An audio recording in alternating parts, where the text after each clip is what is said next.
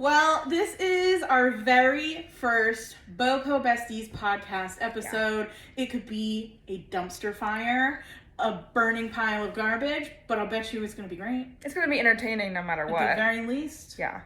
We're going to rock your socks off, most likely with laughter. Yeah, you're going to see our real life banter, how we actually communicate, which I think is entertaining. I think so. People have told us that we communicate very interestingly. They do? Yeah. Just because, like, we'll really build off of each other. Okay, we vibe. Yeah, we vibe. We vibe. Okay. So, our first subject for this podcast is what is plus size? And it's a very big topic. It's a very big obscure thing. So, what do you think of when you hear the words plus size? What does it mean to you? How do you define it? Yeah, that's difficult because it is very subjective to your own experience. So, 10 years ago when I was in high school and I was a size 14, I was plus size. And the stores told me I was plus size too. Society told me I was plus size. Like, there was no reason not to think I was plus size. But nowadays with, brands extending sizes and the average woman being, in the U.S., being a 16, 18, is 14 plus size. Now it's kind of like in the middle. Is 14 plus size, is it not? And now as a size 20 woman, I'm definitely in the plus size category. I've moved up in the world, literally. Moved that tag up. Mid-size is a thing now. That was never a thing. Mid-size was not a thing. But it's because we're like, hey, we're big and we're plus size and we're a thing. People in the middle who have trouble either way are like, well, I belong somewhere too. Right. Here's my name. So it's like...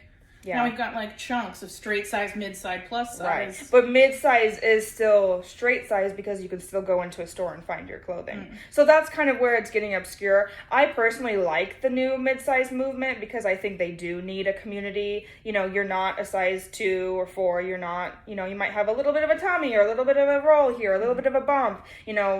Society still says that you need to lose weight. If you're a size 8 or a size 10, but you're not yet plus size. You can still go into a store and buy a size medium or buy a size large. So you don't have that sort of repression, so to speak, that plus people have where you can't walk into any store and clothe your body, but you're still not seen as ideal and you still, society still says your body is not up to standard. Yeah. No, yeah. And I think we all have different struggles in each of those categories. Let's not, talk about them straight size bitches. We're not going to talk about their struggles, but the mid-size folks have their troubles. The plus size folks have theirs. And then I feel like there's maybe even something beyond that where you can't find shit for clothing. Oh, yeah. Like, I feel like once you hit above a 24, you're fucked. Yeah. So, like, what is that category? That's obviously plus size, but should it even be its own subcategory, like plus size? Right. Or whatever it might be? Because those people have even more struggles, even more limitations, and society even more, oh my God, go have surgery right now. Right. You know what I mean? So, it's definitely like a gradient scale of privilege and a gradient scale of accessibility with clothing. I think my issue with considering, that again, that gray area where it's like size 12, size 14, or 12, 14s, are they plus size? I've seen a lot of brands kind of capitalize on that, saying, oh yeah, they are. Our models are inclusive, and they have a size 12 model. Well, to me, personally, as a size 20, I know you as a size 26, we need a little more diversity than just a size 12 being, oh, there's a plus size model. That's just not cutting it anymore. I can't even tell you the amount of, store, Instagram profiles I go to, and they're like, fashion for everybody. And I go and I check their fucking sizing, and guess what? My body is not considered everybody because I'm a size 26 and I'm sized out of their clothes. Sometimes they don't even go to a 24, which I feel like is the bare minimum to at least pretend you're inclusive. It's like, I can't even believe the audacity of these stores who are trying to say it's for all bodies, we're inclusive, we have plus size clothing, and it's like, no, you do not, ma'am. Yeah. You absolutely do not. That's the thing. A lot of brands are saying they're inclusive, or we have plus size models. When again it goes up to a 14, and they have either a size 10, 12, or 14 model, and they say, oh, it's all bodies, it's inclusive. that's not even, in my opinion, not even scraping the bare minimum of plus bodies. So for me personally, what is plus size? I would say a 16, 18 above. And I would say a 12, 14, I would put that in the mid-size category, because I remember being a size 14, I could fit into an extra large at Zara, I could fit into an extra large at H&M, I could fit into an extra large at Target, you know, wherever it might be. I could go into a store, almost every store, and find something that fit me at a 14. And that's very common now, that stores are, oh, we carry bigger sizes up to a 14. So if, you know, that's the new standard size is 0, 0, 0 to a 12/14. Wow. You know, I don't think I've been that size since like middle school. Well, yeah. No, I was in like 8th, 9th grade. And I think that has probably skewed my view of what plus size is versus someone who maybe has grown up straight size, seeing anyone slightly larger they would consider plus size. I honestly go with visually plus size is how I do it. So like if I don't see enough stomach, like you're not, to me, you're not plus size. Like, don't even, like, I got all this juiciness. Don't even try and come for me trying to say you're plus size. You're not on my level. Try harder.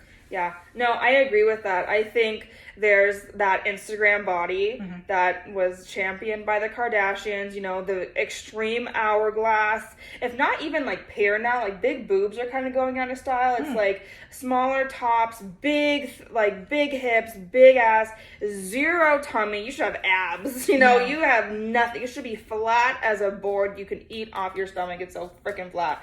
That's like the new ideal body. And we're seeing that in plus size modeling, and I hate it. I hate that it's now seeping its way into plus size modeling. A lot of the bigger names, the 1 million follower plus size models have that body, zero stomach, big hips, smaller breasts. That reminds me of that outfit she wore where it looked like drips coming off her. Yeah. Her waist was insane. She's wearing a corset. Yeah. Your body's not supposed to do that. No. And she obviously had to manufacture that. Yeah. And then it gets idolized and shown in mainstream media. And then people think, why doesn't my body look like that? It's because you're a human being. Yeah. It's not supposed to look like that. Yeah. It's so messed up. It is messed up, and that's why BBLs are so popular now. It's like anything you can do to get that body. But even beyond that, like rare bodies are always going to be idolized, right? Everything that's going to be idolized is going to be beyond the norm. So people with really long hair, you know, most people don't have really long hair. People with blue eyes is you know, less, like 10%. People who have very curvy bodies, that could be 5 or less percent, you know, with that no stomach, hips, like that very specific body type is probably, less than 5% of the population naturally. So of course that's going to be idolized because it's the rare thing, the rare body. And it's sad that we're seeing that in plus size modeling because it's especially not realistic for plus size bodies. It's just not. Well, and then that's how they're making the clothes. They're making the clothes to fit those specific models, and those specific models are a minority, which is just all sorts of messed up. It's like you're not catering to those of us who are bigger and need bigger clothes. You're also not catering to our shape. Yeah. Yeah, I think, so it's a different shift because when I was smaller, I had that body in a way, very limited stomach, still big hips, big butt, and then, you know, I do have bigger breasts, always had, but I had that very hourglass figure, and so it was hard in high school to find curvy fit clothing, curvy fit jeans, curvy fit tops, dresses. It was so rare because that body type wasn't it yet. You know, it was still thin was good. Nowadays, now it's like every brand is making curvy fit. What about fit for apple shapes? What about fit for pear shapes? What about fit for rectangle shapes? Like there's so many different shapes, and now it's like they overcompensated because this is the popular body type and people are getting surgery for that body type, but it's not realistic to the general population. So, but if you were size 14 again, you'd probably be busy having your best life right now. Yeah, oh yeah, I would. I would. Not anymore. Now I got the tummy. Still always a struggle. Tummy grew in. Yeah. Well, once you're, you know, like size 26 and you're up here with me, then they'll start making stuff for your shape that you are now. Yeah, probably. Yeah. I'm always going to be ahead of the curve, literally. Right. You're going to be the curve. In the weight and size category. You're going to be the curve, and they're at the beginning of the curve. They're not on the curve yet. That gives me hope that they will progress, but I mean, I've been feeling a little discouraged with all these stores stopping their plus size lines. Like Loft completely cut their plus size. No reason for that. And then there's stores like Bryant who are not bringing the juice. I don't know where that came from, that saying, but they're not bringing the juice, baby. I need some juice. It's so crazy now that I shop Bryant and I look for my size and everything, and I realize, oh, I need to size up. I'm a 22 in Bryant. And then I think back to high school when I was a 14, 16, and I had this body dysmorphia. I thought I was so fucking fat. And I'm like, wait, if I have to size up in Bryant, that means when I was a 14, 16, I was a 12. And I would have been, fine, natural, fine weight, fine body, like no big deal. But because they're like cutting things small, it's giving people that body dysmorphia. I meant the styles weren't juicy. The styles aren't juicy either, but I think, cuts and sizes are all over the place with plus size brands. Yeah, and they did expand their sizing, but every time I check, there's really not a lot. It's very limited. Yeah. Yeah, it's very limited. So I think it's kind of like we get to claim that we go up to this size, but really you're not catering to those folks. No, and it's just basics. Yeah. It's always basics. All we get is basics. It was honestly hard to find underwear in my size the last I checked, because I really do enjoy their undies. I do. They have like the cinched in the butt crack, which I love because I stuff my ass in the summertime. Actually all year round, honestly, because I get swamp ass, so I love the cinch. It was really hard to find. Yeah, so I only wear Kashik, which is Bryant underwear, and I wear the high waist brief, so like the full on granny panty brief, up to the waist, full coverage, and they didn't have that in stock for months. So I actually ended up buying like just the normal briefs, and they were like way too short, didn't cover like my tummy, hated it, gave me like an extra roll I didn't need. So I bought a bunch of those, hated them, and then finally they restocked, but it was like once it restocks you have to go get it. And I have to size up in their underwear as well. I get the 22, 24 in their underwear. So see, it's feeling like there's a scarcity. It is a scarcity. And again, they're not cutting things right. Like, I'm a size 20, 22 on the bottom, and I'm getting a 22, 24 underwear. Or I'm a size 20 in the pants, I'm getting a 22 pant. Yeah. No, then you're not really catering to big sizes. I agree. I have to size up at Bryant. Yeah. Yeah. And I mean, there's really not a lot that gets me jazzed anyway, but... No, their styles have gone down a bit. Which is like, they were catering to the older folks to begin with, but now there's a lot of us who aren't quite there yet, and we need some younger, flirtier styles, and I can't shop at Forever 21, nor would I really want to, but I can't fit in that shit. No, I'm a 3X in Forever 21, and sometimes the stuff doesn't fit at all. It's like cut so small. I just tried them again, and it was like eye-opening. But with Bryant, that's why I tell you, like, I used to dress like a librarian in high school, because the only plus size option I had in high school was Torrid and Bryant and like Walmart clothing, and sometimes there was like a small like business attire section at JCPenney's. So like I was business formal in high school, like slacks, like a blazer, like like I was wearing blouses. I wasn't wearing like tank tops or like graphic tees. I was wearing blouses. And I even like I was like, okay, I'm just gonna embrace it. I wore like little wedges. Like I was a full on like education administrator. People came up to me like, are you the VP? Like, yeah, you were ready to retire. I was got your diploma. Oh yeah, cardigan heaven. Oh my god, the amount of cardies I wear, like full length cardigans, like knee length cardigans, browns, taupes. Yeah. Old lady florals. Well, but then we have Eloquii now, which has kind of, which is what we're wearing today. We're matching, if you can see on video. But we love Eloquii because they have such fun, flirty things. Yeah. But the thing is, so what irritates me is there's really not many people doing that. So we're kind of just stuck with the one place that's really doing it, in my mind. So then we're left with, oh, this isn't really very stretchy, or oh, is this really that flattering? Oh, this isn't really cut very right. But I'm so jazzed to get anything at all that fits me that, like, oh, it's my holy grail. Right. You know what I mean? And it only goes up to like a 26, some are 28. Some are 28, not everything. Gotcha. Yeah, so that's also limited. And again, we talked about this earlier off camera, like, Eloquii sizing is very inconsistent. If I'm getting a shift dress, I'll get a 24 or 26. Some of their very stretchy dresses, I get an 18. Some of the jeans, I'm a 20. Some of the jeans, I'm a 22. Some of the slacks, like suit pants, I'm a 24. Like, it's all over the place depending on the fabric, and depending on the cut. So they're not really uniform. Their sizing isn't very uniform.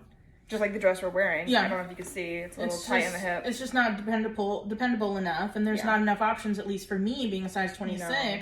There are some places who do have some really fun plus size outfits. I can't fit into them. So that's where I'm at with that. But anyway, kind of strayed a little bit. We strayed away from what is plus size. But that's okay. My answer was a lot shorter and sweeter. It's just like, if you got a tummy. Yeah. Like, you don't get to claim it.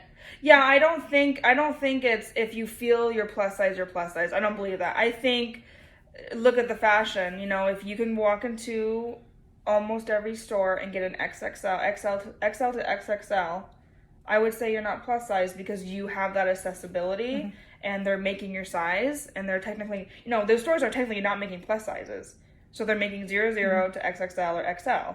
Then you're in the straight size category. You mid-size for sure. Go ahead and claim that mid-size. Go for that mid-size. I'm loving mid-size content. I think that community is needed, absolutely needed. But you're not plus size.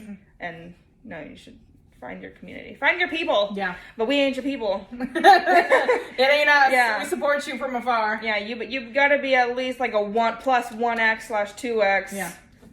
If you want on the team. If you want to be on the baseball team. Yeah. Otherwise, you're on the bench. Yeah. And it bothers me when women are like, and there's a lot of models out there. I've seen it because they're getting called out. I am plus size. I'm a 14. I am plus size.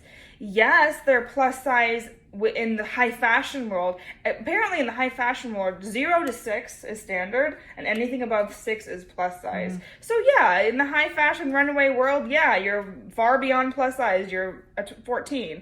But in everyday average people, you're not plus size. And it bothers me that they're like defending it. And it's like, you're gorgeous, you're a gorgeous model, but you shouldn't be, the standard of being a plus size model at the lowest possible end. Well, that's where the fashion industry needs to change because it doesn't reflect America. It has to. It doesn't reflect the people at all. Because someone who is thinner than the average woman is considered plus size when you and I talking here are saying that's not even plus size. Yeah. I know. Well, that's another subject for another episode for sure. So, and if anyone ever has questions or wants advice from us, please DM us at the BoPo Besties or Natalie D or Fly for a Ginger. We are always happy to talk about specific things that you want to hear about, and we love sharing our thoughts and opinions. Especially if one day we're going to get paid for this, that would be a dream. We'll see if we get there. But yes, all DMs are always open. We love conversing with you guys. And we're always down to talk about any of this further. And it's a hard world out there for plus size gals. We're here for you. We're here for you. So our next segment is going to be about dating. And if you've seen Victoria's stories, you know that has a lot of great stories going on. A very active dating life right now. And people are soaking it up. So we're going to talk a little bit about our general dating history, what our current dating situation is, especially from the plus size lens, because if you're plus size, you know that dating is very, very difficult, especially on those dating apps. It can be a very scary place. Yeah. So my dating didn't actually start until I was 21. And that's because for a time I was living in Wyoming, living with my dad, going to college, and there ain't shit out there. And if anything, I'm sure there was a bit of fat phobia if there was dating at all, but girl, you're gonna see your friend's baby daddy at the grocery store, and then their new person, and then like that person's other baby, like you're gonna see all the people. Oh, there's drama. The grocery store. There's drama. It was small town drama, and like everyone's been with everyone, and so I had zero interest in dating, let alone like getting pregnant, God forbid. Oh, and, God like forbid. Never leaving Wyoming. But that was common. Teen pregnancies. Yeah, teen pregnancy, but also like getting married at a young age and settling down and like being who you're gonna be already at in your early 20s. Like, right. You're done. Or you're having another kid. It's settled. Like, you settle down quick. Yeah, I have multiple friends. I had multiple friends, like, before I even moved who were on their second kid. Oh, wow. Like, yeah, it's wild. Anyway, so I wasn't interested in dating there. So then I came to live out here in California, and I started at a job where I only knew women. It was just women there in the office. Yeah. And I'm awkward and weird, and I don't go and do things. I'm a homebody for the most part. So I did online dating. Yeah. And so that was really interesting to navigate, first as a plus size woman, but also as someone who really hadn't put themselves out there and like didn't know their self-worth, what kind of standards to have. Right. And I was a virgin, and so I also didn't really know how to navigate that. So, so I dated a bit, and then I hoed a bit. And so I went through lots of very short trysts. I've had a couple long-term relationships, but for the most part, it's been short-term, not super serious, or maybe like a friends with benefits thing, just lots and lots and lots of penises. And then I had one relationship that was almost a year. I broke up with him right beforehand because I'm like, you know what, I can't celebrate my 1-year anniversary with this guy. Like, I realized this isn't it. No. And we had been living in an apartment together, and I had gotten my dog Moose. So that was like the one good thing to come out of that relationship. It was Moose, yeah. Because otherwise I probably wouldn't have gotten him. Right. And the guy already had a dog, so Moose was very much my own dog. So it was like the best situation to get a dog, so that I could claim it as my dog. Anyway, so we broke up, and I was still kind of living in the apartment. And because I was trying to find a place to live with a dog. Yeah. And he started seeing someone. And I'm pretty sure they're married now. But he like told me he was seeing someone. I'm like, oh, that's great. Good for you. And he's like, no, you're supposed to be upset. I'm like, you're someone else's problem. How soon was that after you broke up? Gosh, weeks. Which is interesting because my most recent relationship, which was almost 3.5 years long, the relationship was definitely dying. I started my journey as a content creator, and it was really absorbing a lot of my time and energy, and it just wasn't working out for the relationship. It wasn't going well. But we were trying our best and seeing a couples counselor and everything. But I think once we realized we needed to see a counselor to make things work, I think that's when it was already too late. It was a little DOA. But we stuck it out for a little while longer, and then officially called it quits. And then not even a week later, he started seeing someone new. Yeah. Not even a week later. While I was still living with him. So it's a little bit awkward. But I'm a very mature person and also need a place to stay, so... Yeah, you have no choice. Working it out. But you know what? I have already signed a lease on an apartment. Yes. My very own apartment. For just me and my dog. And having this side business that I worked on that tore us apart is what's helping me pay for the apartment. You're able to move. So if anything, I know we grew apart, but I grew upward. Yeah, I grew up. You grew up. I grew up. And at a fast rate. Yes, and I helped him grow up, but not enough. He's still, like, I feel like I grew a child from birth. Yeah, you raised a man. So he's out in the world doing his thing. God bless. Like, best of luck to you. No hard feelings. I mean, maybe I'm a little tender still. Of course. Because I'm sort of reflecting on it and realizing I should have required so much more, and I deserve so much more. Yeah, you deserve more. So it's a new day, new time for Victoria. I have been through almost any kind of dating situation you could think of. Been with a bunch of different guys, and I have fresh new eyes, and I'm gonna be 30, and I'm gonna have my own apartment, and I have a day job and a side hustle that's doing really well. I have a best friend, that's you, here in San Diego, and things are looking really good. Yeah, things are looking good for you. Yeah. Things are looking up.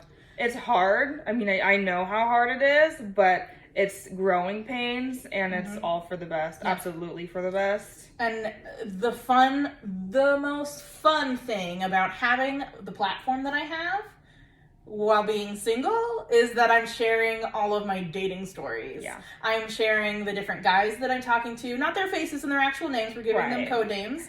But I'm giving out, like, this is their age, this is kind of like their personality. I'm letting people know if I'm going on a date or not, or if the conversation turns really freaking weird, then I'll show the screenshots of the texts.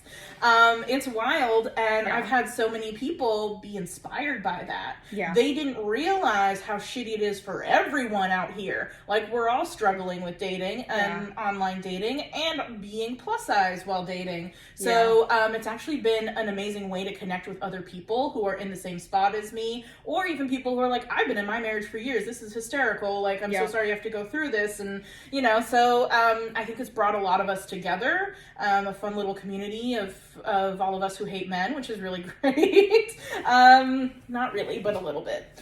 So it's been an interesting journey to get to where I am today. And in regards to dating, my next anxiety is, when do I let that person into my world, my online world? Right. Because I'm super vulnerable with my social media, with my people, with my community. Like, my community knows so much more about me and has even seen much more of my body than someone that I've been dating.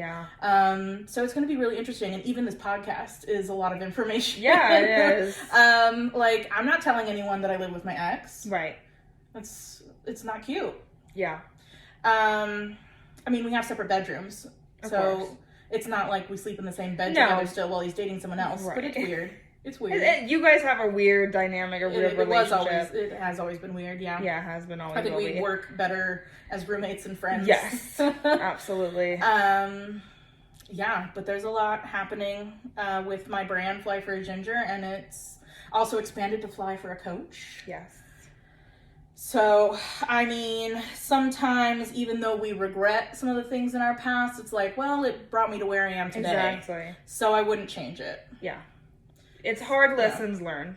That's life. Sometimes multiple times. Yeah. You might have to go through it quite a few times. But, at least I got you.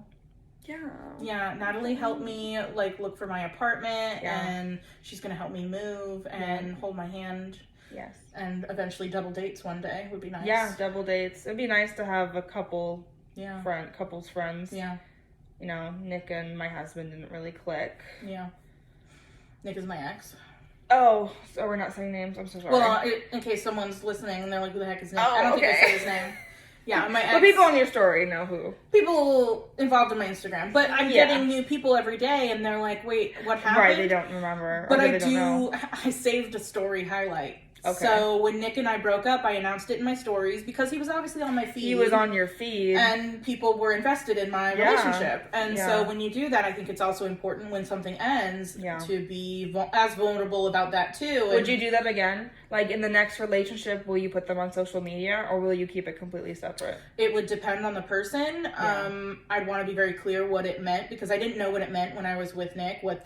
He didn't know either. We didn't know what kind of a commitment it was, and it turns out it wasn't his jam. Right. It got him very exhausted, and for me, it fuels me. Right. So if I was with someone who didn't want to be on it at all, that's fine too. Mm-hmm. I would ask that I can talk about it. Just maybe not visually. They would have to be very, no matter what, there has to be very clear boundaries. Yeah. Yeah. So now I know what it means and how it affects a relationship, having someone involved in your brand, your persona with your community. Mm-hmm. So I would at least be able to give a heads up and see if that's something someone was interested in. I preferably, would have that person part of my feed and part of in my stories. And people were very entertained when my significant other was involved. So, ideally, and things happen and you break up, and that's part of life, and I'm okay with sharing that. We're all, imperfect and have our shit, and I even mentioned when Nick and I were going to counseling. Yeah. So I would like to be open about that and share it. But anyway, I do have a story highlight on my Instagram all about my breakup with Nick. You have to, because everything happening now is because of that. Yeah. That was like the catalytic event. Yeah. And now it's like Yeah. And people have to know that some backstory as to, like, why you're on the app and why you're dating and why you're on stories and why you're still living with this guy. Who is this guy? Yeah. They'll be like, I'm new here. What's happening? I'm like, go check my highlight. And if you have questions, come back to me. Yeah. And they're like, oh, that makes sense. So, so that was fortunate. He was at least in it until the end in that regard, because he did answer customer questions. He answered audience customer service representative. He answered audience questions. We both did, about the relationship and why it ended and future things, and so that was good. He no longer wants to be involved, which I understand. Good. So but yeah, I would hope a future person would understand what I'm trying to do, and you know, to be really, really real with you, it's also very marketable to have a significant other, like an Insta husband. Yeah. I would and I think it would be like a thing to share with them. Mm-hmm. It's something that I'm very passionate about now that I understand I'm good at it and I really enjoy it, and I feel like I'd want to share that with someone. Yeah. But I know that's not what it is. It's not everyone's cup of tea. Yeah, because you don't really show your husband. No. So I take a very different approach to my social media. My page and being a creator is a very individualistic thing for me, like a thing that I do outside of a relationship. You know, he comes on some of the trips. He takes all of my photos essentially now. So, you know, he does play a very strong behind the scenes part. He carries our stuff. He helps us with like everything. He's excellent. Yeah, he's wonderful, and he loves helping, and he does like taking the photos, and I'm hoping to get him more involved in that behind the scenes. So I would love for him to become more interested in photography and taking classes and wanting to like actually do photography. And, you know, he's an accountant. Maybe he can do my accounting for my business, you know, like behind the scenes. Absolutely. I need that support, and you have to have that support from your partner in everything you do, whether it's a 9-to-5 job or you're starting your own business or, you know, your hobbies and interests. You have to have some sort of support, and they need to have at least minimal interest and understanding in what you're doing. And he definitely has that. But he definitely does not want to be on camera. And honestly, I don't think I'd want him to be. You know, like I said, my page is very much about me, my fashion, my interests, makeup, lifestyle, travel, you know, and it's not as much about my personal life. And I prefer to really have that boundary. So like I said, when you're married, you have to have very clear boundaries about what's going online and what's not. And we've like established those boundaries, and it works for both of us, and we're happy with it.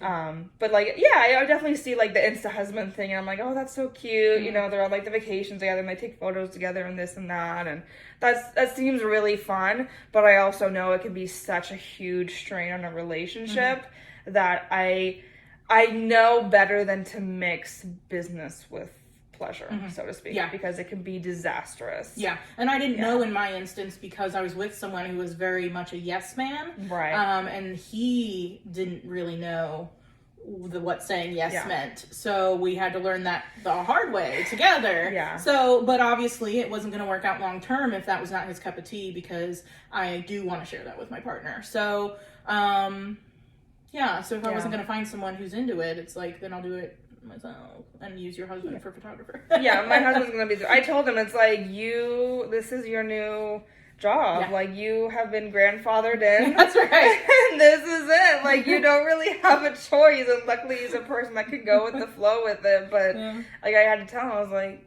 this is you now. This is what you do.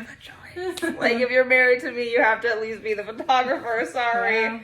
But also, when we met, like, I wasn't doing this when we met. I wasn't really doing this seriously when we got married. You know, I've only been seriously doing Instagram and being a creator since I would consider last September, when I met you and Kaylee. And even before that, you know, I would take pictures and do a couple outfits like once a month. Once a month, I would do like 4 outfits. And he would take the photos on my phone, like outside, and it was fine. But, when we got married, I wasn't doing that. When we started dating, I wasn't doing that. So I even had this conversation with him the other day. I was like, I'm a very different person now than I was 3 years ago. Like, is that okay with you? How are you feeling? Yada, yada. And we had like a very open and honest conversation about like our growth as individuals and our growth together as a married couple. And thankfully it's going well. He's not like pushing back yet. Yeah.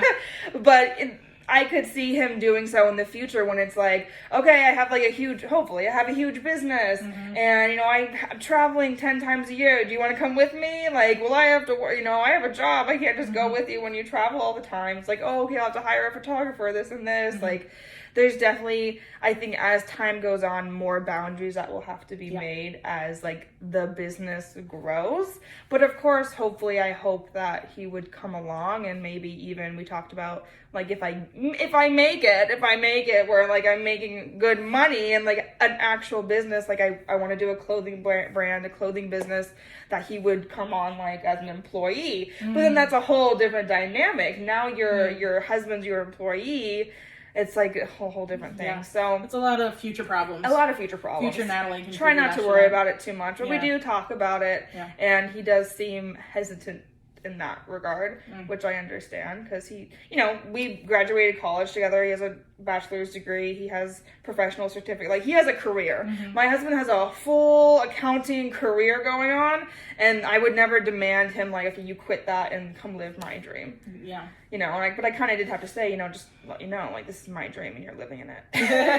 Sorry to tell you. Well, when things go really, really well for you, then that's a time when you can hire an assistant and someone else to help. And then especially if you take roles away from him, like the photography, he might be more inclined to be involved in other aspects. But I'm really excited to see how the Natalie brand grows, and hopefully you two grow together. I know. With it. Yeah. So let's go back to dating histories. And we got off on a tangent per usual. It's okay. Let's hear about your dating I'm talking about my husband, but we haven't got there. So I'm 25. I should make that kind of clear. I'm 5 years. I'm going to be 30 in a couple days. Yes. And I have a more extensive dating history. So when I was a kid, you know, I watched the Disney movies and the princesses and the fairy tales.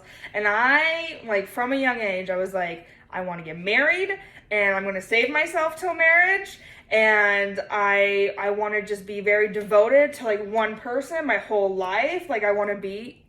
Moose is literally licking my arm. Sorry. Moose, do you want to come on my lap? Sorry for the interruption. He's right here. I wanted to be in, like, a 50-year-long marriage. Like, if I could have my dream, I would meet the perfect person at 14, you know, date them, marry them, be with them for the rest of my life. That was, like, my ideal. It was like, the sooner I find my husband, the better. And so I was very much one of those girls that was like, long-term relationship after long-term relationship after long-term relationship. So I don't have an extensive, like, dating history, meaning where I'm going on dates, I'm talking to multiple guys, I'm getting a kiss here, I'm getting a kiss there, I'm having a one-night stand, I'm going out on the town, single. Like, there's really maybe a 3-month period of that in my entire life where I've done that. Whoa. Yeah, 3 months. So I got in my first long-term relationship when I was 14. I won't give too many details on that because it was not a good situation and just a very dark time. You know, when I was a young girl, again, I was plus size. And even though I look back now and I was like, wow, I was size 14, like, girl, chill out. It was a very dark period as a teenager being plus size in those years. You know, it's not the same as it is today being plus size in high school. Being plus size in high school 10 years ago was tough. It was really, really tough because everybody, especially in Southern California, everybody's a size 0, 2, 4, 6. 6 is like max. And 6 even is like, you can lose a little 5 pounds. You know what I mean? If you're a 6, even in the friend group, they're going to say, you could lose a little bit. You know, here, have a carrot.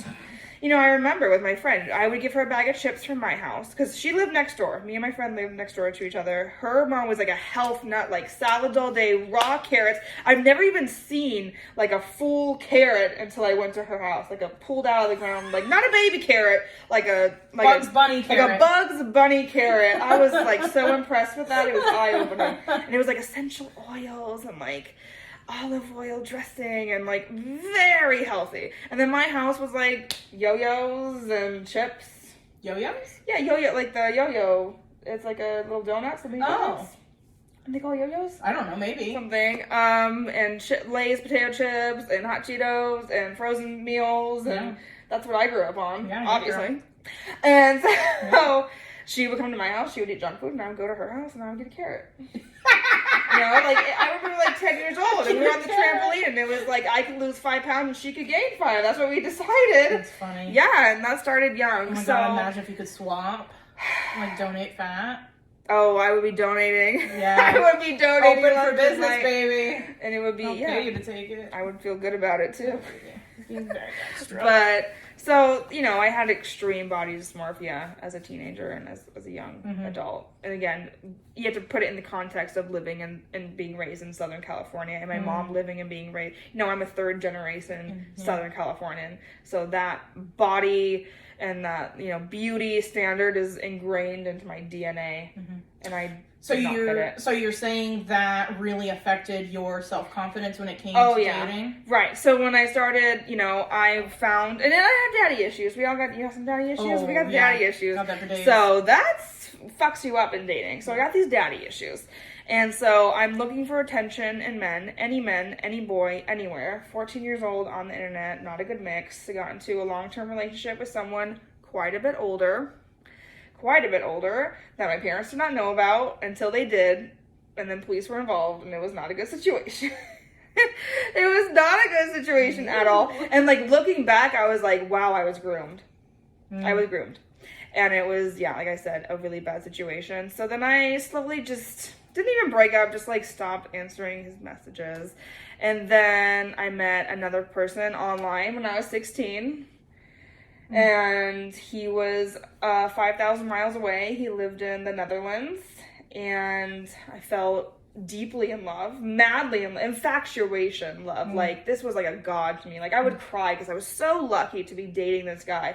Because he was thin and tall with the blonde hair and the blue eyes. And I can't lie, he is a very, very attractive man. Like, a model man. And I'm this, like, pimply 16-year-old fat girl who feels like, oh my God, this is the best I'm gonna get. And so I turned 18, I go to college, I move there, go to college, live with him. Turns out to be a drug addict and an alcoholic. That whole year fucked me up. And I don't talk about this, it fucked me up. It was traumatizing. I still have like literal PTSD from that year. I only stayed 1 year in college and lived with him. Thought I could save him from addiction, and it wasn't the case. I thought our love would be stronger than the addiction, and it wasn't the case. And again, I had no idea until I moved. Like, he was so good at hiding. And also, my parents never drank, never smoked, never did drugs. So, like, I had no idea what that looked like. So I moved back home defeated, and then I go back on the dating. So it's always online. The online will get you. Online will get you. Okay. Well, they could be smooth talkers and tell you exactly what you want to hear. Well, so that's the thing. I came back completely defeated, like bottom of the bottom I've ever been, fatter than I've ever been. We had a technical difficulty. We're back. So I was lowest of low, 19 years old, moved back to San Diego, moved back with my parents. We had a technical difficulty. We had 2 technical difficulties. It's our first episode! Bear with us. We're back. Lowest of low, 19 years old, moved back, went back onto the dating apps, and just, I mean, I cannot describe how low I was. It was any male attention was good attention. I needed it. I had to have it, or I would just be so unthinkably depressed. Like, so depressed. So I went on there, and there are a lot of smooth talking guys who know what they're doing, know how to manipulate women, especially young women, and know how to tell them what they want to hear just to get what they want to get. And so that's when I had that 3 months of dating. I went on a few dates with a couple guys. One guy they were all horrible. They were all horrible. And I decided I had to think for military men, God forbid. Worst thing I ever did. So I ended up dating someone for about 6 months. The worst, even worse than the alcoholic. I know that's crazy to say. The most manipulative person I've ever met he told me that he was a virgin. And so I was like, oh, we're waiting to marriage. He was very religious. We're going to wait till marriage. Excellent. I'm like, glad I'm on the same page with someone. He had sex with over 15 people unprotected. He had never had an STD test. And he was engaged twice. Never told me. I had to learn all of this. You know how I learned this? Because those girls started DMing me. Wow. Yeah. Girls started, like, to warn me. Wow. They came out. And thank God they did, because I would never have known, and I probably would have ended up marrying that guy, because I was just ready. Wow. I was just ready to settle down. Did you guys ever have sex? No. Okay, good. Well, there's some sexual assault in there, to be quite honest. Don't want to talk about that. Okay. There's some heavy shit that went on. Wow. No, but almost, and not because I wanted to. So, again, very manipulative, very... It's those of us with the daddy issues, we tend to allow those things to keep happening. Yeah. Yeah. And so that was like the pattern. And so then we broke up because he cheated on me, big surprise. And then I go on the app again and I find someone else within weeks. Like I found someone else within weeks and then started dating this person. I dated this next person for a year and a half. And it was, I wouldn't say it was horrible, but it was just nothing of like, there wasn't the biggest connection. It was just kind of like we both want a long-term relationship, and we were both there, and it was giving you attention when you needed horrible. It ended horrible, but it wasn't horrible for the year and a half. So, sorry, I got a hiccup. So after that, we broke up, and then I go back on the dating app. You see a trend here? Yeah. Go back on the dating app, and then within a month, I meet my husband. Wow! That wasn't too hard, was Wow! it? 5th time's the charm. Goodness gracious. Yeah.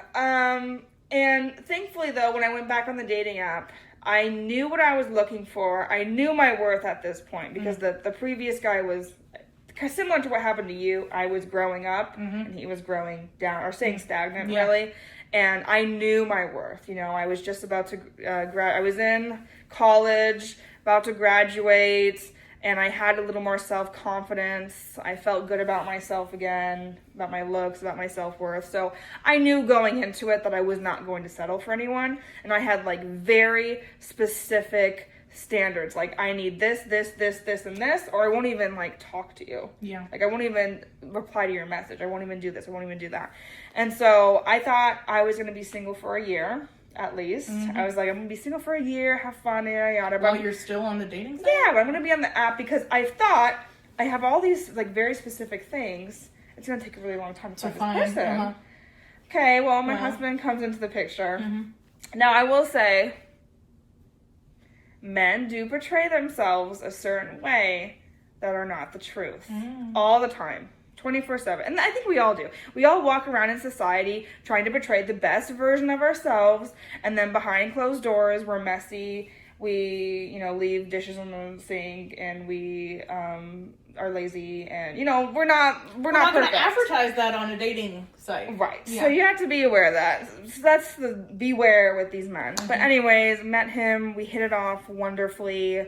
We were both in like a very similar place in our life, both at the same college, both at the same school, both in similar fields, same morals, same values. And we dated 2 years before we got married. He's Polish, he's international, so he's an international student at college. And we were just like on the same path. And we really clicked, and we really loved each other, and there was a lot of attraction there, and just... I felt seen, I felt heard. Excuse me. He loved me for who I was and never commented on my weight or my body or this or that. And, he's plus size himself, so... But he's also very tall. He's very tall. He's 6'4". Yeah, he's very tall. But he's got a little tummy. A little bit. I think it suits him really well. Yeah, he does tell me. But, like, I don't mind if my husband's plus size or skinnier than skinny, Yeah, no, I've never tried to find the skinny ones. They always find me, and honestly, that's been my pattern. There was really only one plus size guy I've ever dated. So I've never dated a plus size guy until my husband. Wow. Yeah, it was always thinner or straight sized men. See, the reason why it didn't work out with me and the plus size guy is because he had his own insecurities. Because he had been a thin kid, like a skateboarder kid, and gained weight when his dad passed away, and it was a somewhat recent development of his, and he wasn't happy, and he wasn't doing anything, not necessarily about the weight, but even just in his life. Like, he didn't like his job, and he wasn't doing anything about it. And it was like, I can't be with this. I can't do that. And then something you said about how you finally figured out your worth, and it just kind of clicked to me. I think both of us maybe had this experience where we realized we couldn't get that from men. Yeah. We had to do the work ourselves. Yeah, you had to develop yourself personally. And that's why I always say, you have to become what you want. Meaning, I wanted a successful, driven, confident man. I have to be a successful, driven, confident woman. So you have to become what you're looking for, because and opposites attract, yeah, but for long-term relationships, there has to be that commonality, that common goal, common life. What you want out of life. What you want out of life. Yeah. Yeah. It can't be like one wants van life and one wants to live Exactly. in nature. Yeah, right. You have to have those really difficult conversations of how do you see your life, but also like internally morals, values, how you see yourself, how you see the world. You have to, you have to be at what you want. And that's why I always tell, friends and people, it's like, well, you can't expect more out of your partner that you don't expect out of yourself.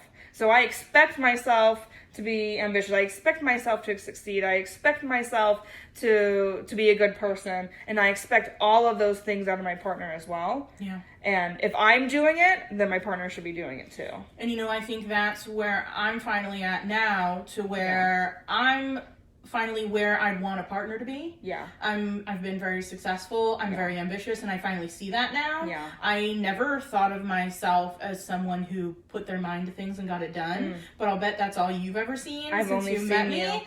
You're the most driven, get it done person I've ever met in my entire life. I always saw myself as someone shy and quiet and avoided social situations. You're and not really, that person yeah. anymore. So I think I've grown into it, Yeah. and I'm finally the person that I'd want to be with. Yeah.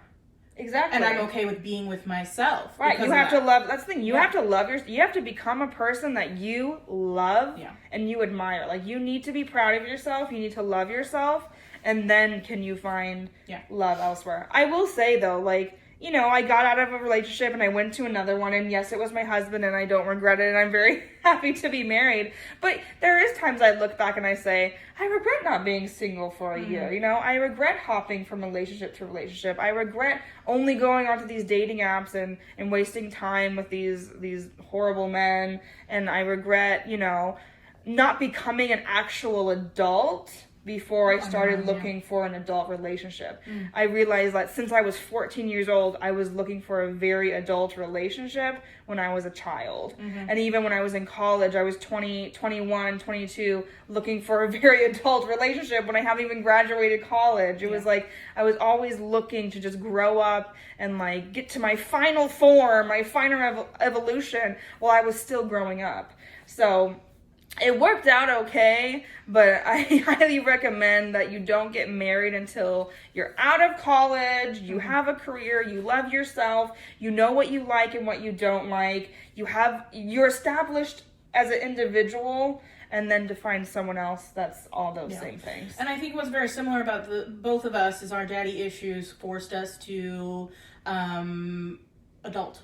Yeah. To raise ourselves in a way, and to general family issues, dynamics made as adults. Yes, our childhoods, how they were raised us, and it's made us both mature beyond our years, and so it makes sense that you were looking for something mature beyond your years. And I also saw relationships as a way to escape mentally, but also physically, right? Like, I moved across the ocean to my boyfriend, and even when I was 14 with the much older guy, we were planning to move to San Jose and move and get a house and move. Like, it was an escape from my reality. And it wasn't until, you have to make your reality a positive, happy place as much as you can before you can actually find someone that you're not just looking to escape with, because that's a very toxic, very dangerous situation. Yeah, you have to love yourself, and you have to be happy. I would never want to find a partner to make me happy. Exactly. And I would never I see that on the apps, like, I'm just looking for someone to make me happy, and I'm like, no, I want to be with someone who's already happy on their own. And I feel like these are a lot of things that I've learned in my past relationship is this person needs to be ambitious on their own, have their own goals and aspirations, have their shit together, and I'm just a bonus. Yeah. Like a really sexy, cute bonus. Well, that's why I say you have to have your established lives already, but also be able to mend those two lives together, and want to be able to fit them fit together. them. Yeah, puzzle pieces. But you have to be an individual and have your own career, have your own goals, have your own dreams, and hopefully those dreams need to align, but before you get there, you have to really be an adult and self-sufficient. You have to know where you're going. You have to know where you're going. Yeah. Mm-hmm. And I admit, I was 22 when I met my husband, and I had a path, very clear path I was going down. It's since changed, and we've adjusted, and we've, and I was still very much a kid at 22. I was still in college, and so was he. And I think we did bond over misery in a way. We both lost parents. Mm-hmm. His mother died. My father died. Actually, when I met him, it was only like 7 months prior. So I was really down. But that bond of both losing a parent furthered our relationship in a way. So, grief bonding can be positive in a way, but it shouldn't be the only thing that bonds you together. It should be a bonus. Yeah. Right? If you both have the same struggles or had the same struggles, that bonds you, but it shouldn't be the only reason you're together is because you're both struggling. Yeah. Yeah. No, it's just another way of connecting with your partner. Yeah. So, not that I'm happy you have that connection, but it's there. And I think I now that I look into it more, it's like I don't think I would be able to be with someone successfully if they had not lost a parent. Because it's such a different feeling, a different kind of grief, such a deep emotion and event that changes your entire life, that if you don't have that, you just will not get it. You just won't. And honestly, the thought of relying on someone so much, like a husband, terrifies me. Oh, I bet. And I think that's because I allowed myself to rely on someone, and that fucked me over. It did. So yeah, I can understand being with someone who understands. Yeah. But I've given you lots of my advice, and my advice for you right now is to date and have fun and be single and establish yourself in your new apartment, establish your new career, your new business, and work through that grief of losing a relationship, and then a couple months down the road, I think you'll be ready to go, pumpkin. I mean, I've just been on one date so far, and my people on Instagram know him as Hot Dog. Hot Dog. I'm team Hot Dog, by the way. Yeah, Natalie. I go hard for Hot Dog. Natalie is aware of his socials, and I had her investigate him. I did a deep dive just to make sure he's legit, and he is. And who knows what might happen there? But I don't have a goal for it. No expectations. No expectations. I'm just enjoying. Enjoy it. It was honestly terrifying to go on my first date after being with my last relationship. It had to have been 4 years now. Wow. And when I met Nick, I was at the end of my rope with dating. I told him on our first date, if this doesn't work out, I'm not dating anymore. I don't know if I forced it with that. No, I didn't. There were good things. There were really great things in the beginning. But anyway, it was. It's interesting to reflect where I am now to where I was when I met him, and I have much more clarity on what I want and need, where I want to go, what I'm doing with my life, what standards I have. I have actually found with my online dating, I am very quick to cut ties now. Because I'm not taking the bullshit. No, it's good. Previous Victoria would have given chances. Yeah, don't waste your fucking time. I don't do it. When they show you the first time, believe them. Yeah. That's the thing. When they show it to you, they show you the first time, believe them. You only get one shot to disappointment. So if they ghost you on a date the first time, even if they text you the next day, oh, I'm sorry, let's plan a new one, believe it the first time. Unless there's a really valid excuse, like, oh my God, someone died. Or, there definitely hasn't been valid excuses. It's just their day was busy or they got nervous. No. And honestly, even if, God forbid, someone's dying or there's a tragic event, you can send one text, I'm sorry, I have to cancel, something came up. You know what I'm saying? Yeah, it's still decency. And that's taken me a very long time to learn. But I also started late. 21. I didn't start dating until I was 21. So I've made a lot of mistakes, and they were necessary. And again, reflecting on what I've been through, I wouldn't change it because it led me to where I am. And I think I'm in a good spot in my life to finally understand what I need romantically. Yeah. Because I'm going to have my own fucking apartment. I'm so freaking excited about that. Full-ass, grown-ass woman! Finally. 30 years old. Only took 30 years. Yeah. I mean, better late than never, baby. In large part to Fly for Ginger brand. Yeah. And I wouldn't have done it if I wasn't with Nick. So exactly. That's why you can't regret what happened, because right now we're both in really great places, and doesn't matter how we got there. We got there. Yeah. We're here. We made it happen. We're gonna make it keep happening. Yeah. And then onwards and upwards for the BoPo Besties brand. BoPo Besties. BoPo Bestie team, where you at? Where you at? Well, thank you guys so much for watching our first BoPo Besties podcast. This was a long time in the making. I'm glad we're finally here. I hope you guys really enjoyed it. We appreciate your feedback. Please leave a comment if you can about what you liked about this podcast, what we can work on.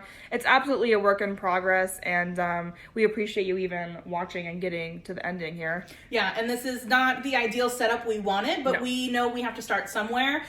So it's going to be just that much more impressive when we get our shit together and have like legitimate equipment and things figured out. So we're just starting this, and we're so excited to start it with you, along with your advice questions and any advice you have for us on what to improve or what you'd like to hear from us. So thank you so much for joining us on this BoPo Besties podcast journey, and we can't wait to see you for episode 2. Bye. Bye.